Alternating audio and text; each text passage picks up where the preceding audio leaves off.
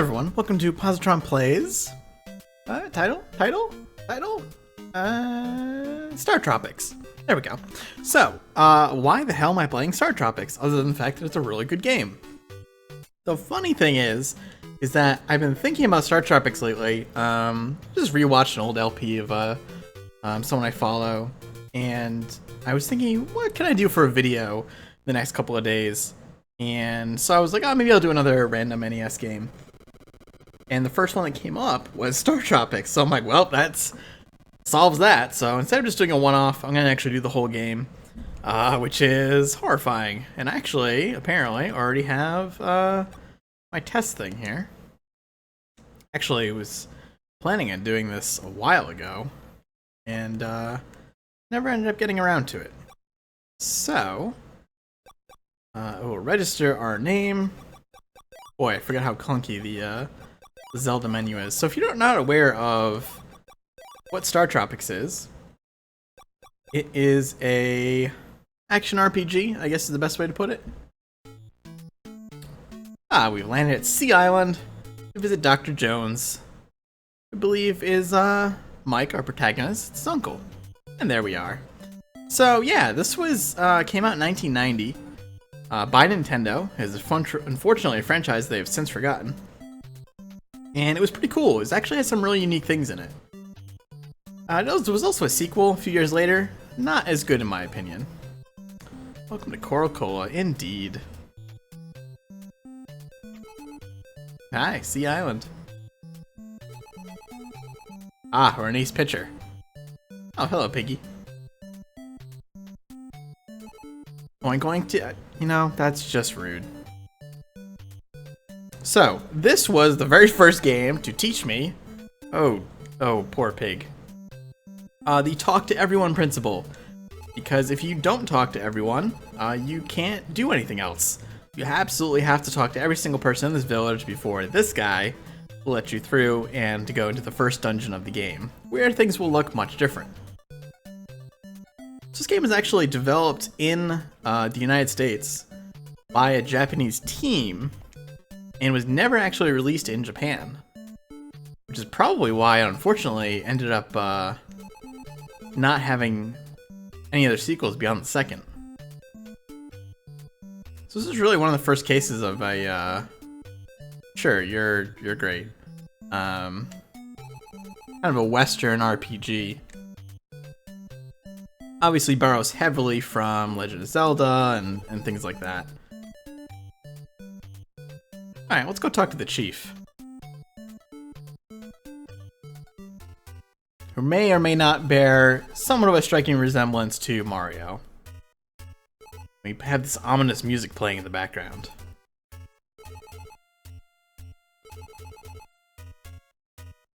Our uncle's been abducted. What do you mean by abducted? No, I can't. No, I really... No, you don't understand. Okay, yeah. But thou must. Take this island yo-yo! Fantastic. Because we are an ace pitcher, this yo-yo will allow us to defeat the evils of the world. Any monsters, huh? Alright. No pressure, I guess. So we gotta head to Dr. J's laboratory. Now, we don't have to equip that or anything. It is automatically equipped to us. Oh, hello. Oh, now you let us pass. And now we get the other half of the game, which is the really cool part. Well, after this lady talks to us.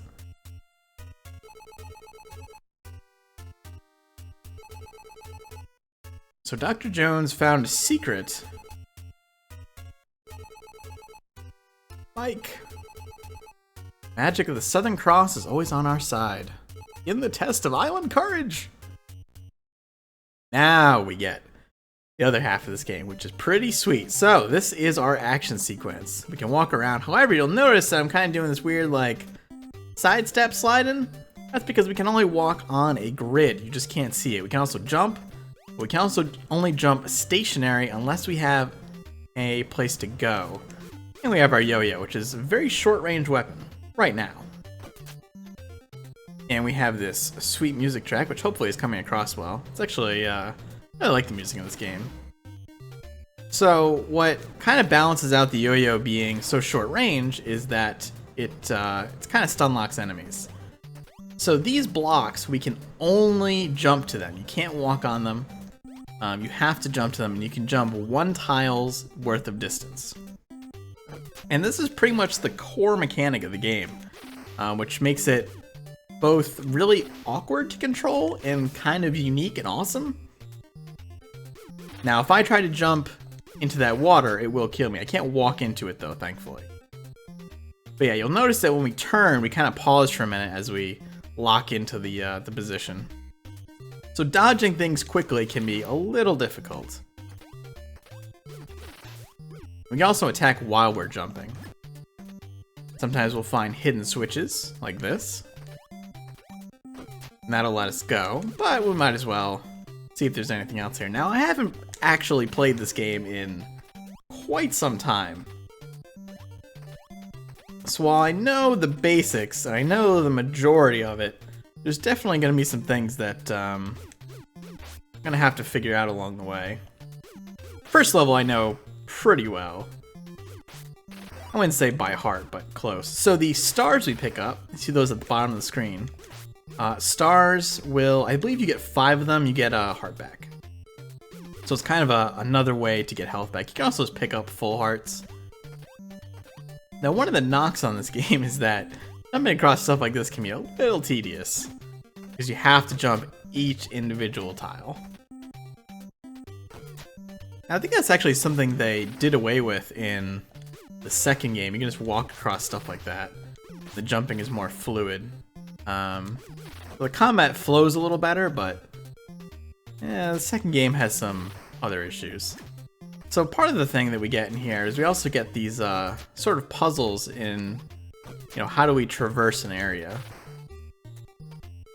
And this is a dead end. So we get this skull here saying, you shouldn't have gone this way. Now those pits will actually kill me if I jump down there. When you die, you go back to a checkpoint. However, if you lose all your lives, you go back to the very beginning of the dungeon. Alright, so we have these, but we know that these are not the solution. I think the other side is also the same. The right side, that is. And there is a hidden switch somewhere around here. There it is. There we go, and that'll open up the door. So the game definitely doesn't hold your hand about, how do we get through places. Now, treasure chests you actually have to unlock with a switch. This gives me the torch. So the torch, I believe we have to, we hit pause. Or we can also just hit select. The torch is a long-range weapon. Pretty nice. In fact, I'll show that off a little bit because I'm going to end up losing it, and you'll see why. Or is it long range? I think it's actually about the same range, but it's more powerful. Kills these enemies in one hit as opposed to multiple. So we have a new music track here. Music track is usually like, hey, danger, warning. Now the stream doesn't seem that dangerous, but there's a reason for that warning.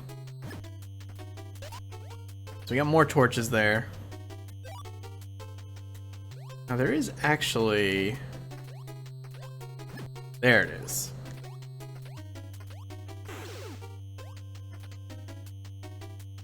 So if we go all the way over here, we actually open up a passageway now. And in here we find a medicine. Medicine can be used to restore, I believe, 5 hearts. Which is pretty nice.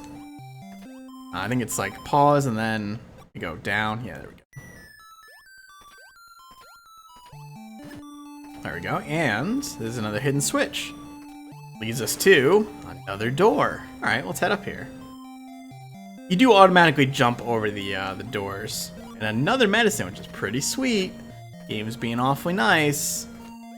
Alright, let's go see if we can find some more treasure, and oh wait. Surprise! It's an instant death trap. Is there a way for you to know about that? Sure isn't. So... StarTropics kind of does that a lot. you never played this game before, it is incredibly infuriating. It's an awesome game, but it's definitely trial and error. There are a lot of things that you can't possibly know about before you unfortunately step in them. Now, do I want to get that medicine? You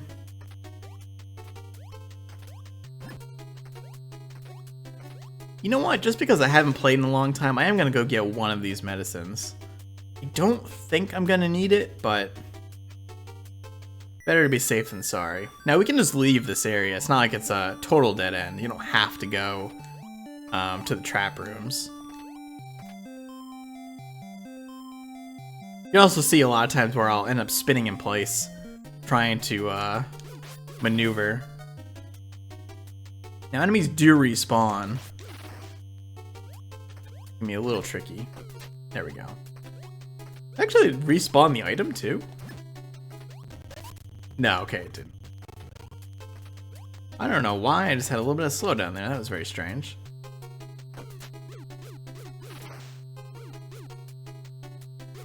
Ooh. So the snakes actually do 1 full heart of damage. Oh, jeez. Maybe I will need that medicine after all. But I did get 5 stars. So we get our first boss here. Sea Serpent. That is, I believe, C as the letter. You know what? Just for the sake of safety, let me use this.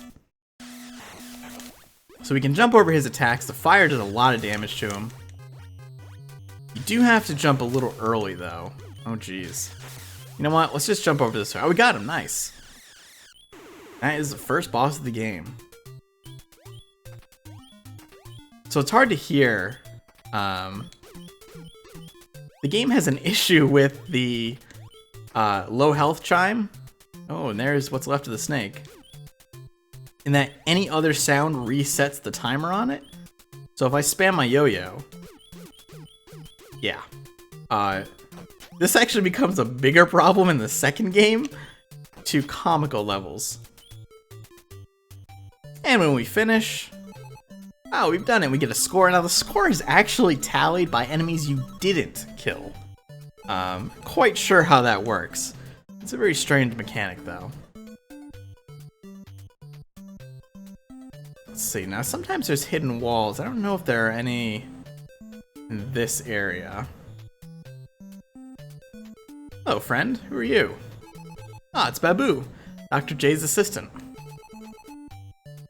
Submarine Sub-C. The ID code to start the engine is 1492. How clever.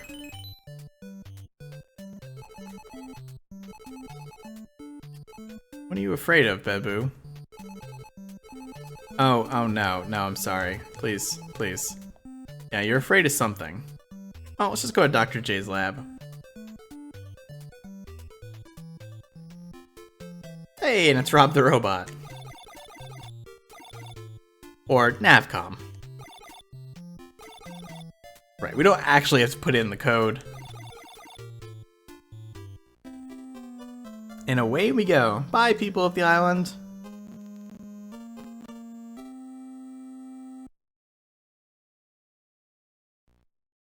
And thus ends Chapter 1.